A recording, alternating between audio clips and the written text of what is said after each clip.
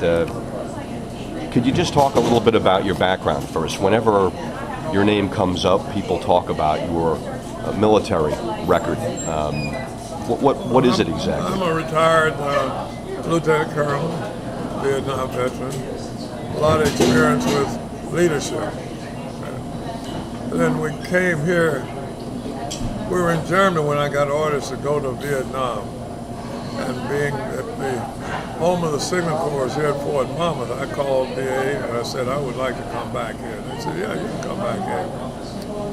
So I originally took a lease in a new apartment development, and then I said, no, I might come back in a bag. So they were building new houses, so I built a house. My wife finished it while I was in Vietnam. How long were you over there? A year. Okay. Once you're there 6 months, you go on what we call rest and recuperation. And you can go anywhere in the Pacific if you want to. I chose to meet my wife in Hawaii. And she said, Avery, the Army can send you around the world, but I'm staying in Long Branch because I like it. Because I was in my home, Chamber of Commerce came by, brought me a little ditty bag and information about the city. League of Women Voters came, brought me a voter's registration. The minister came and invited me to church, and she called me and said, she wrote me and said, do I have to go to the military chapel? I said, no, go to the church. And that was a community center. And we had a nice shopping district on Broadway. And one day she was pushing it. I had 2 children, one in the carriage. She was going to shop. And a lady sitting on the porch called her and said, come up here, girl. And you can imagine she was to the south.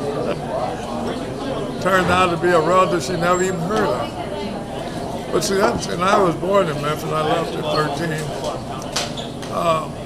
That's what I want to do.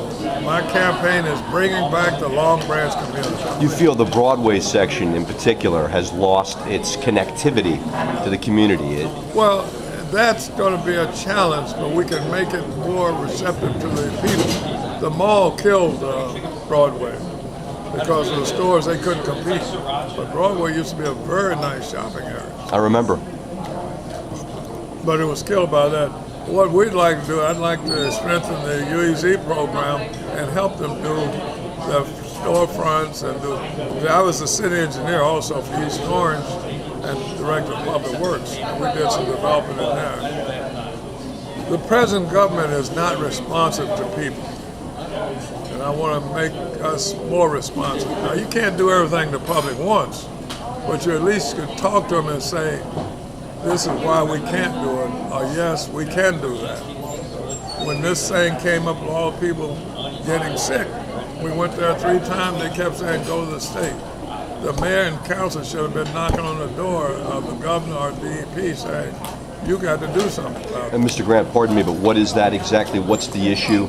Why are you here today? And could you please just explain your grievance to the local government and how that brought you here? What this is about is they, I think it was 5 or 6 years ago, might be longer than that, they started what they call the licensed site remediation professional. And what that is it's a professional engineer who then looks over the remediation process and reports back to the DEP. Before that, DEP had a site manager. And as I said, we were the first environmental justice petitioners. So they sat at the table, or if we called them and said we thought there was an issue, they'd be right on the spot. Now this LSRP is supposed to be the same way, but the understanding, and I didn't follow up with that question, he's supposed to be paid by the polluter. And when they had the hearing at the Senate on this, we spoke and said that's paying the fox to watch the chicken coop. Although I'm a professional engineer too, and we're sworn to, we've got to be truthful, otherwise we lose our license. So we lost that battle. And we're saying you need to bring that back along with the program. Now, it might be costly because the DEP would then have to do all the contact, and there are thousands of contaminated sites in New Jersey, and they really can't get to all of them. And I'm not criticizing DEP because they cooperated well with us. and they do what they can do, and that's a limitation. But your point is that it's a local partnership that should be there, which Yeah. doesn't exist because this current Well, administration. They have what they call a community action program where some community people are part of it. But our site now is pretty well cleaned up. We're about finished our job, so we don't really meet that right now. But we had really, sitting at the table, we had a decision-making effort. If there was something we wanted done, it would most likely get done. Now, otherwise, they would say, we can't. For instance, they had chemical and odor monitoring equipment around the site.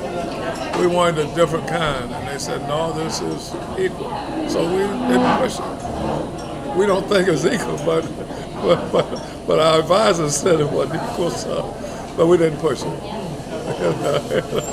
But when we told them, we extended our site a whole block. It has a creek running through it. We extended it a whole block.